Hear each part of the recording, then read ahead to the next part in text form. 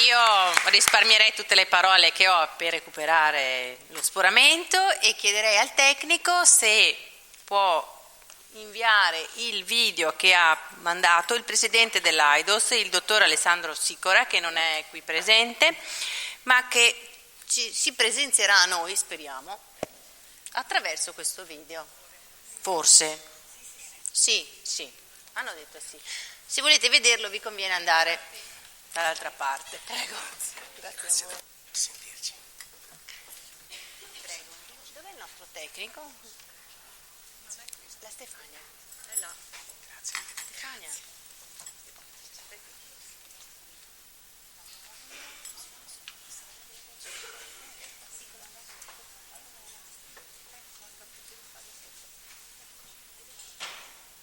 No, se lei si può. Scusa, per spegnere le luci.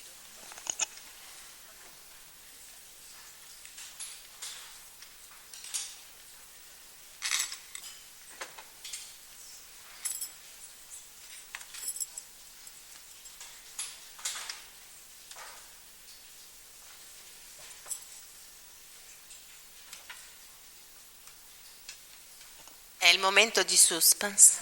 Abbiate pazienza, ora parte. Prima si vedeva, adesso no.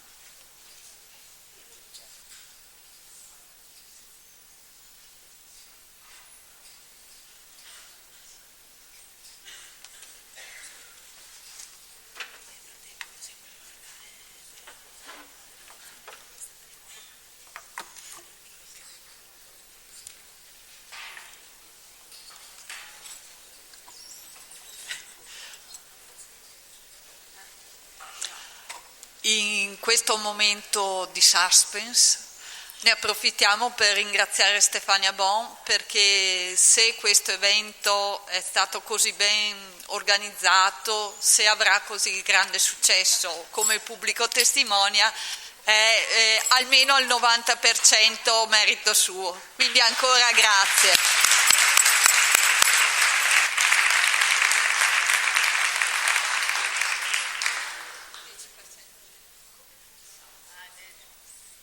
Il 10% era del tecnico, che infatti non mi aiuta.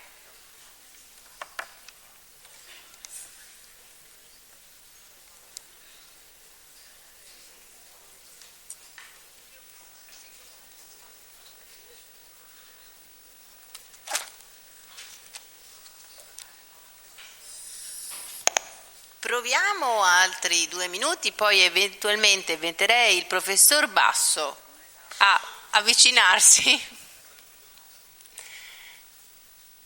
perché potremo poi nel frattempo sistemare i problemi tecnici, perché invece il professor Basso non ha bisogno di nessuna tecnologia, vero? Super, grazie.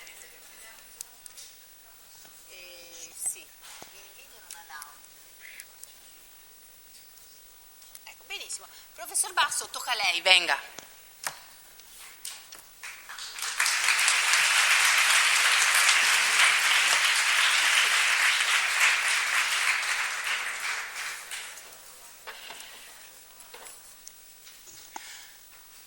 Adesso vuole questo qui, preferisce? Ok, la presento, vuole che la presento? È vero che è una persona assai nota, però il professor Basso è docente di sociologia dell'Università Ca' Foscari di Venezia, che presenta l'intervento 40 anni di politiche neoliberiste, un bilancio critico in tema di dignità e diritti delle persone. Prego. Grazie.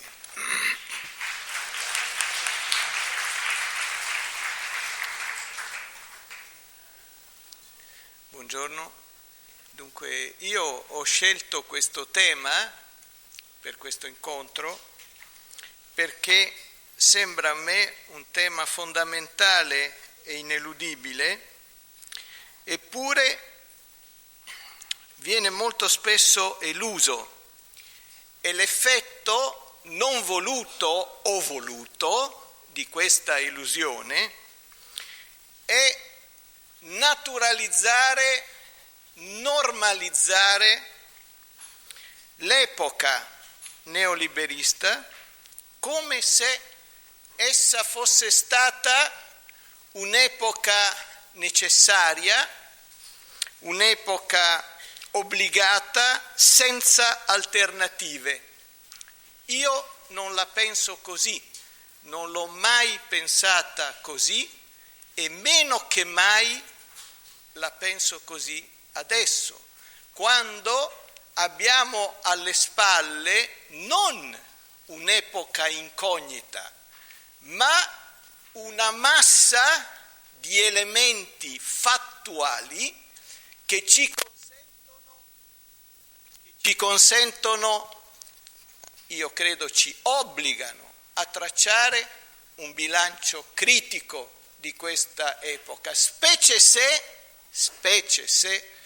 la guardiamo realmente senza infingimenti e senza abbellimenti dal lato del rispetto della dignità e dei diritti delle persone.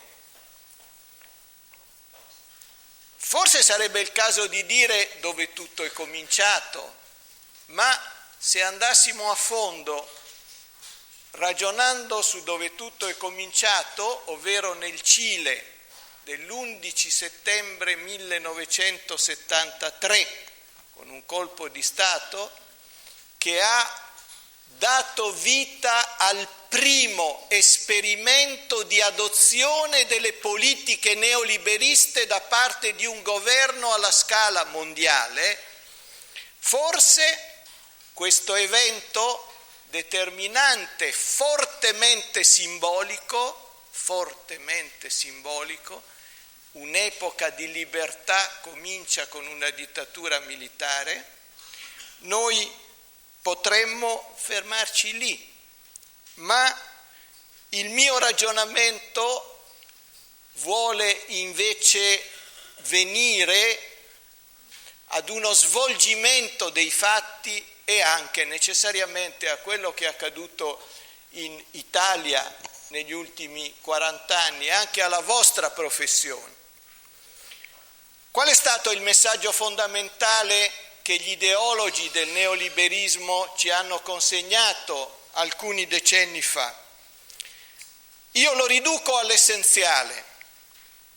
Bisogna liberare il mercato da tutti i condizionamenti sociali che lo hanno ingessato. Bisogna lasciarlo libero di operare nella sua spontaneità e si può essere sicuri che sarà capace di far coincidere magicamente l'utilità privata, il guadagno privato, l'iniziativa privata, il profitto privato con l'interesse pubblico, con il benessere sociale. È stata questa la grande promessa degli ideologi e anche dei gazzettieri in seconda linea del neoliberismo.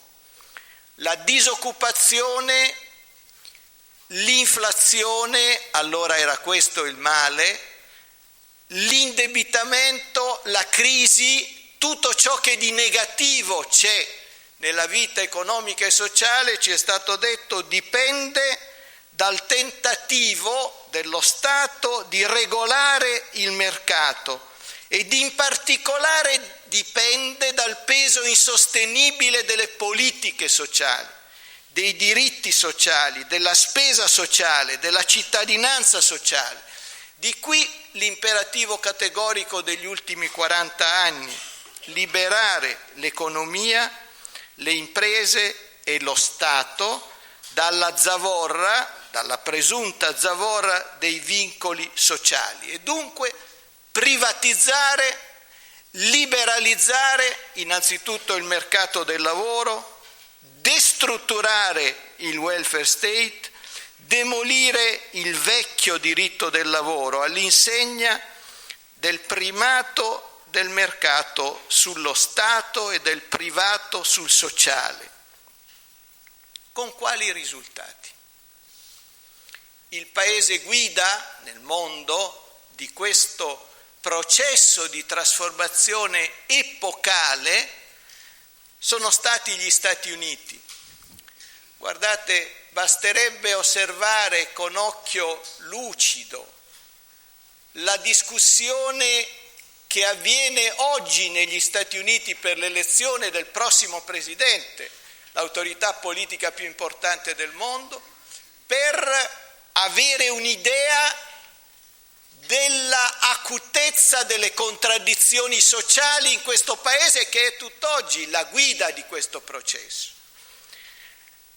Una fortissima polarizzazione sociale, un allargamento della povertà, un inasprimento delle tensioni razziali, il boom della diffusione della droga, non io, non il professor Basso ipercritico, ma la prima candidata a diventare presidente degli Stati Uniti, cioè Hillary Clinton, ha detto: il problema della droga è il primo problema sociale degli Stati Uniti d'America, e la droga non viene da sola, ne viene solo per la malavita, viene quando la disconnessione sociale, i processi di decomposizione dei legami sociali consentono di venire e di essere accolta e di essere cercata e di essere desiderata. La diffusione dei make jobs, il potere di acquisto dei salari fermo da 30 anni, l'allungamento degli orari di lavoro, ma soprattutto voglio segnalarvi una cosa che non ha spazio nei nostri giornali e nei nostri telegiornali, almeno lo spazio dedicato alla simpatia delle figlie di Obama per un bell'attore. Lì abbiamo una serie di servizi, ma sul fatto che da 15 anni, non da 15 giorni, da 15 anni si riduce negli Stati Uniti d'America, non nel Togo, negli Stati Uniti d'America, la durata della vita dei bianchi, non dei neri, dei bianchi poveri, da 15 anni si riduce negli Stati Uniti d'America l'aspettativa di vita di un settore ampio della popolazione costituito dai maschi bianchi dai 44 ai 55 anni. Ecco, basterebbe questa semplice fenomenologia, però riguardante gli Stati Uniti d'America, per dire che lasciato libero il mercato, e dove più libero di così, lasciati liberi gli animal spirits del mercato stesso, non ne ha beneficiato di sicuro la società statunitense, quella che del resto ha coniato la contrapposizione dell'1 al 99%. Ci sarà un'esagerazione, secondo me un'esagerazione, ma certamente è un fatto indicativo della tendenza in atto, per non parlare del processo della crisi. Ancora una volta, non io, ma Alan Greenspan, cioè la massima autorità per più di 10 anni nel mondo, ha definito questa la più grande crisi del capitalismo. Cosa è successo in Italia in questi 40 anni? In questi 40 anni l'Italia è stata profondamente coinvolta da questo processo.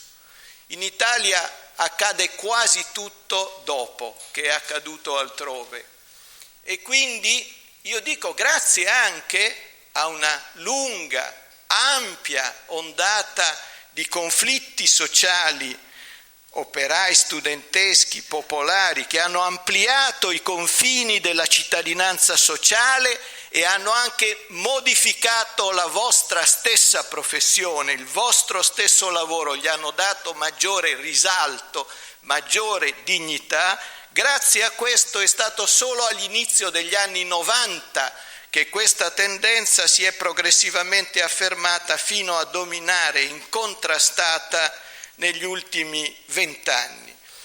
E naturalmente tutto è cominciato dai rapporti di lavoro e nel mercato del lavoro, dove le politiche neoliberiste si sono affermate, con un risultato, a mio avviso, dal punto di vista sociale pesantissimo, che sintetizzo così: la precarizzazione strutturale del lavoro. Prima il boom dei contratti atipici, poi il boom delle esternalizzazioni e delle cooperative, quindi il boom dei voucher, dei contratti di lavoro a ore, ma c'è un vasto underground di lavoro salariato che si svolge del tutto in nero, secondo alcuni istituti di ricerca il 25% del nostro mercato del lavoro, a 2,53 euro l'ora, e non solo nelle campagne del sud. E si annuncia, si affaccia l'ultima frontiera della precarizzazione del lavoro, il lavoro gratuito o semi-gratuito, sperimentato alla grande all'Expo di Milano, dove dei 20.000 occupati la grandissima parte aveva semplicemente un rimborso spese. L'anno scorso ci sono stati 115 milioni di voucher. In un anno questo processo si è ingigantito del 64%. È una ricerca non condotta da me, ma condotta da organismi vicini alle ACLI e alla Caritas. Si è posta questa domanda: una benedizione o un fallimento? Uno strumento di emersione del lavoro nero o di copertura del lavoro nero? In questo stesso documento si parla di caporalato cartaceo, sintomo di un lavoro che si fa sempre più povero e sempre più svalorizzato.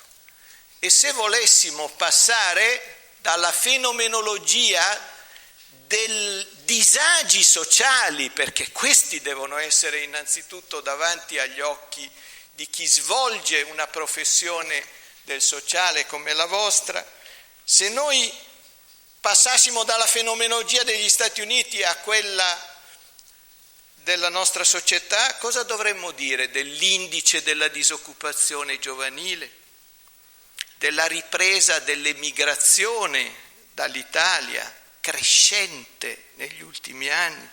Cosa dovremmo dire dell'incremento esponenziale dello stress e del disagio sui luoghi di lavoro, della colonizzazione crescente del tempo di vita da parte del tempo di lavoro, anche della colonizzazione crescente del vostro tempo di vita da parte del tempo di lavoro, visto il sottorganico strutturale nel quale voi siete compressi? E cosa dovremmo dire del mobbing per maternità, che è cresciuto negli ultimi 5 anni del 30%, o anche del boom delle droghe? Solo a Mestre in un anno sono stati raccolte più di 10.000 siringhe nei parchi. Non so se mi spiego. E il centro antiviolenza ha avuto oltre 2.250 chiamate e richieste di assistenza. Ma anche in Italia viene dopo, ma viene. Negli Stati Uniti è cominciata 15 anni fa. L'Istat ha registrato nel 2015 per la prima volta un aumento preoccupante della mortalità. E d'altra parte, se la gente comune è curata male per il sovraccarico dei servizi, o non è curato, in lista di attesa per mesi, è tassata con i ticket, e se, come avviene in tutte le regioni, si accresce la distanza di prossimità tra il bisogno di cura e il luogo dei servizi, il risultato non può che essere questo. E ancora una volta non è un mio personale parere, lo ha detto la più tabaccosa delle istituzioni italiane, la più ingessata, la più polverosa. La Corte dei Conti non ha potuto, tra un mantello e l'altro, nascondersi questa semplice verità. La spending review, cito testualmente, è un'autorità, non sono io. La spending review sta mettendo a rischio l'accesso dei cittadini ai servizi sanitari.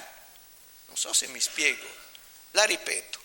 La spending review sta mettendo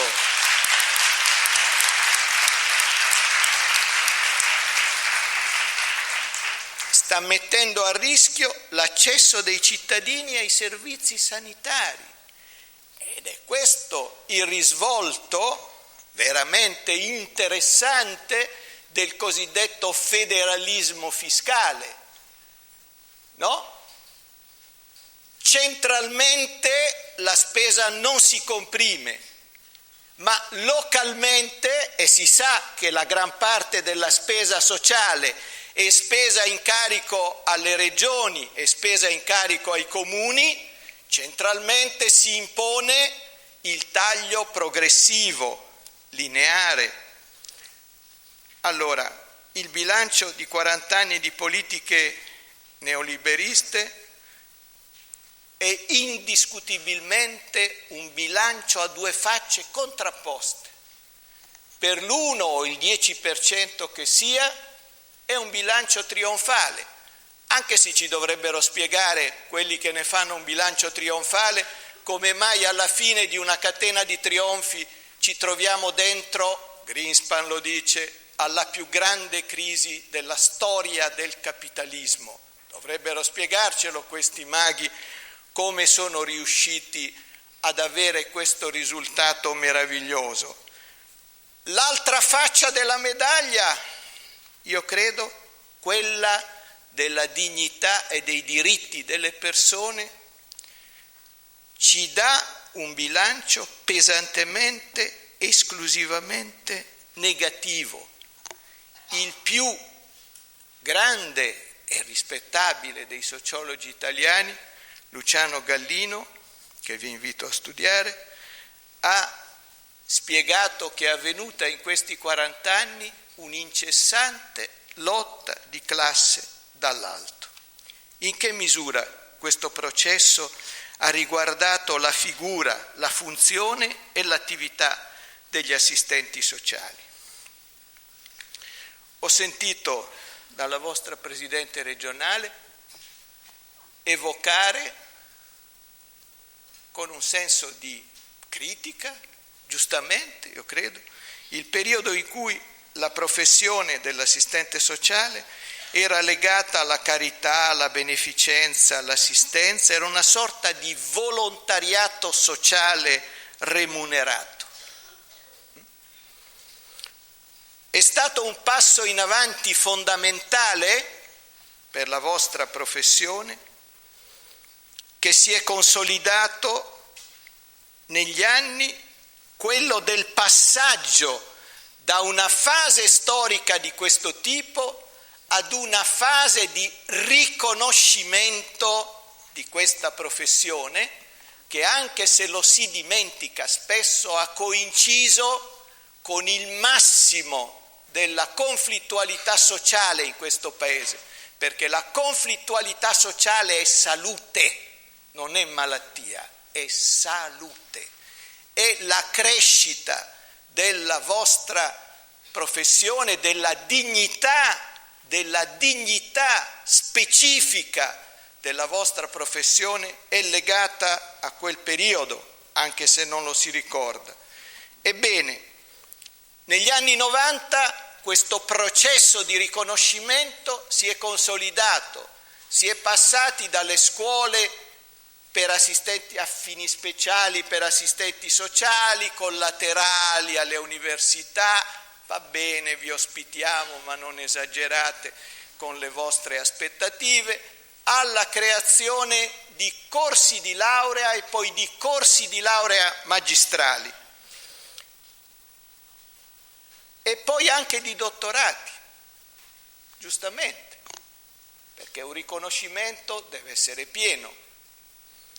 Ebbene, si è trattato di un secondo passo in avanti, quando, e ricordo perché, io dico disgraziatamente per me, sono stato per molti anni presidente dei corsi di laurea di questa università, corsi di laurea in servizio sociale, quando mi si veniva a dire: prof, noi non ci sentiamo ancora, non veniamo trattati ancora alla pari delle altre professioni che sono all'interno delle strutture dei servizi, dei tribunali, dei comuni, eccetera, eccetera. E allora credo, mi permetto di rivendicarlo, che proprio in questa università, proprio a Ca' Foscari, abbiamo cercato di lavorare alla costruzione di processi di formazione in virtù dei quali gli assistenti sociali potessero scrollarsi di dosso un sentimento, una percezione, uno statuto di inferiorità nei confronti di altre professioni. E lo abbiamo fatto con un concetto fondamentale: voi non siete dei travè delle politiche pubbliche, dovete rivendicare il compito di rilevare i bisogni sociali insoddisfatti e di partecipare pienamente alla costruzione delle politiche sociali.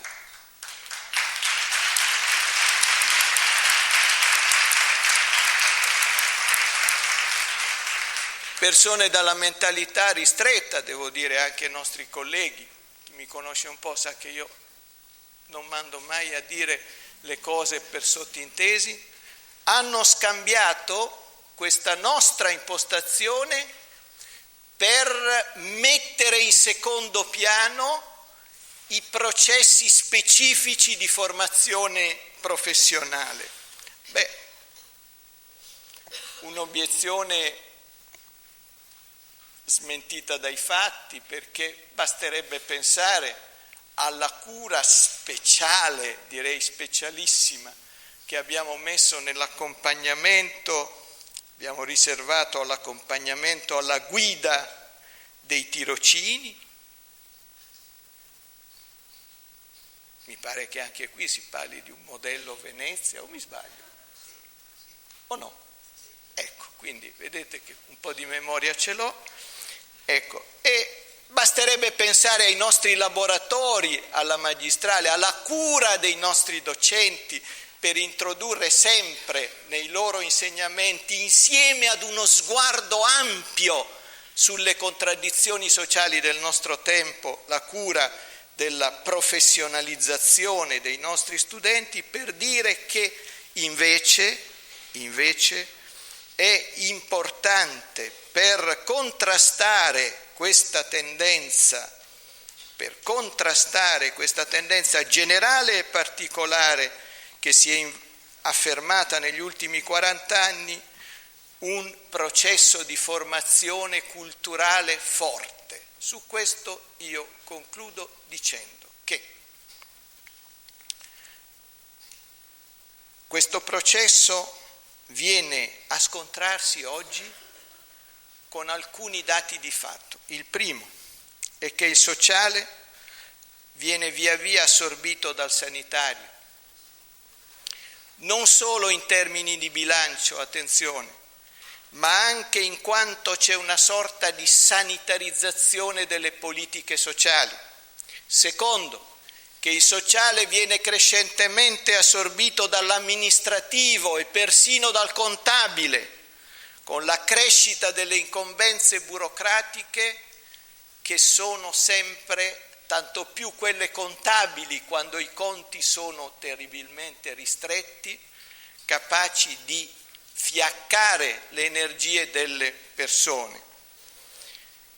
Il compito di promozione e di proposta viene sempre più assorbito dalla funzione di controllo, persino dalla funzione disciplinare. Io ho letto relazioni sugli assistenti sociali che in Germania vanno ad aprire il freezer nelle case delle persone che debbono o non debbono avere un contributo sociale.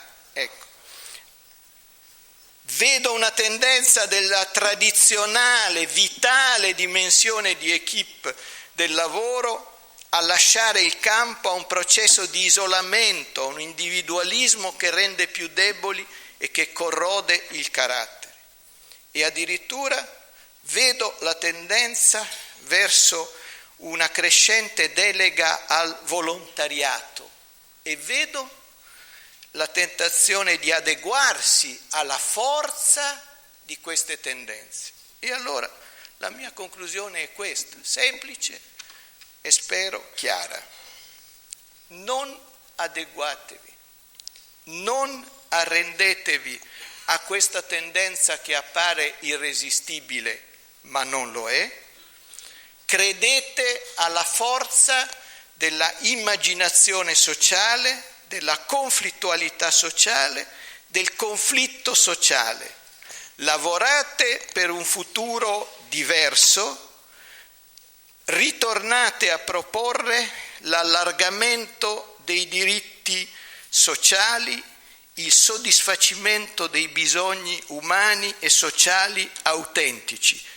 40 anni sono sufficienti, è tempo di chiudere l'epoca neoliberista.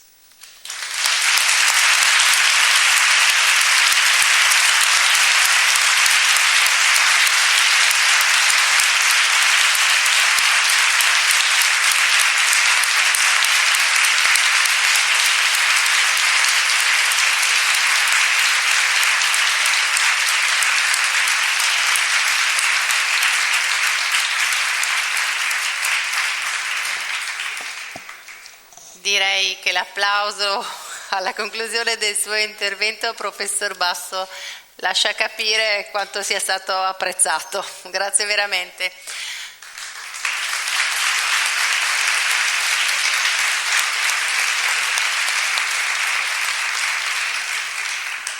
Chiederei adesso al dottor Dalla Chiara Roberto e alla dottoressa... Scusate, però vi faccio venire lo stesso perché mi fate compagnia, prego, perché dopo tocca a voi comunque, e alla dottoressa Roberta Frighetto. Venite, perché sembra che ora il video del dottor Sicora abbia deciso di collaborare con noi. Ci proviamo. Per cui... E buona giornata mondiale del servizio sociale a tutti quanti. Chi vi parla è Alessandro Sicora, presidente dell'AIDOS, Associazione Italiana dei Docenti di Servizio Sociale. L'AIDOS è attualmente impegnata in un'opera di rifondazione volta a rinforzare il legame tra professione, docenza e ricerca nel servizio sociale, ma non abbiamo voluto mancare anche quest'anno all'appuntamento con la giornata mondiale del servizio sociale e questo breve video vuole essere proprio una riflessione rispetto alle molte che in questa giornata in tutto il mondo e non solamente in Italia vengono fatte sul tema scelto dalle principali organizzazioni mondiali di servizio sociale. Quest'anno il tema, come voi potete vedere nella scritta di questa immagine, è il seguente: le società prosperano quando la dignità e i diritti di tutte le persone sono rispettati. Si tratta di una frase importante, in apparenza semplice, ma al contrario difficile da commentare e da anche realizzare quotidianamente in ogni momento della propria vita professionale e personale di tutti i giorni.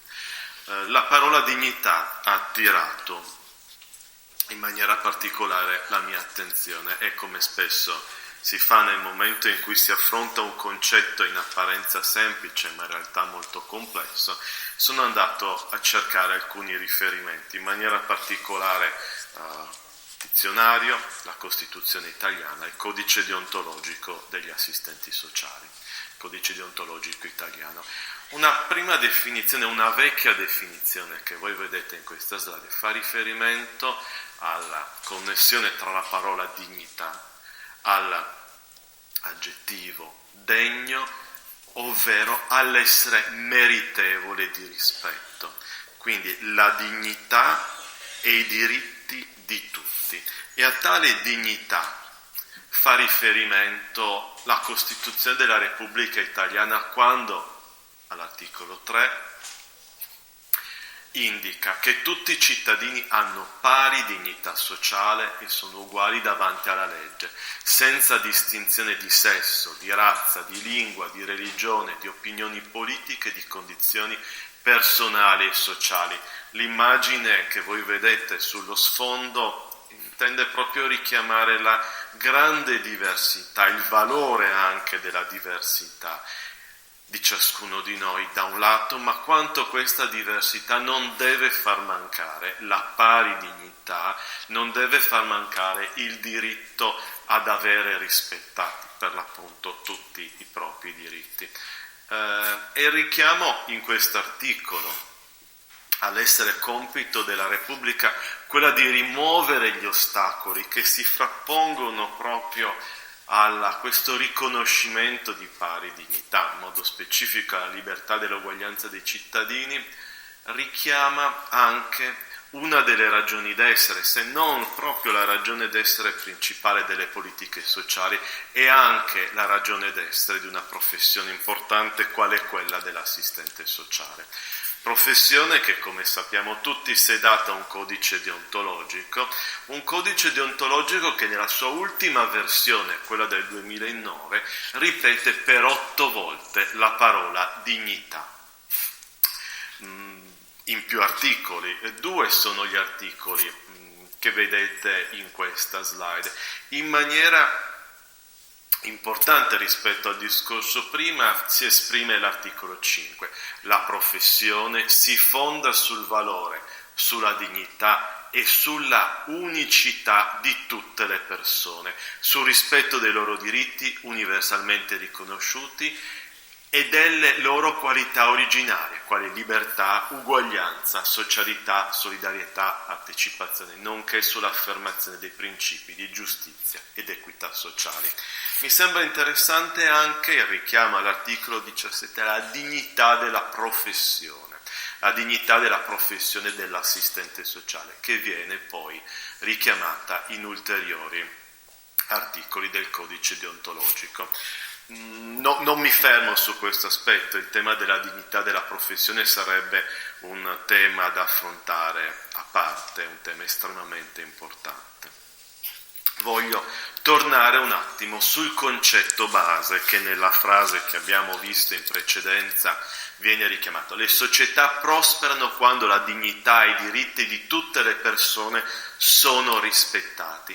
Cioè, in altre parole, i diritti di una minoranza, i diritti di un gruppo di persone, quando vengono rispettati, non fanno bene solamente a quella minoranza, ma fanno bene a tutti quanti. E mi sembra interessante il parallelismo tra far bene a pochi, rispettare i diritti di pochi, fa bene ai diritti e al benessere di tutti quanti. Mi sembra utile riportare questa slide, che è frutto di una ricerca, voi trovate le fonti in basso, che è andata a domandarsi: ma che cos'è l'uguaglianza? È solo un valore oppure la condizione per stare meglio tutti quanti?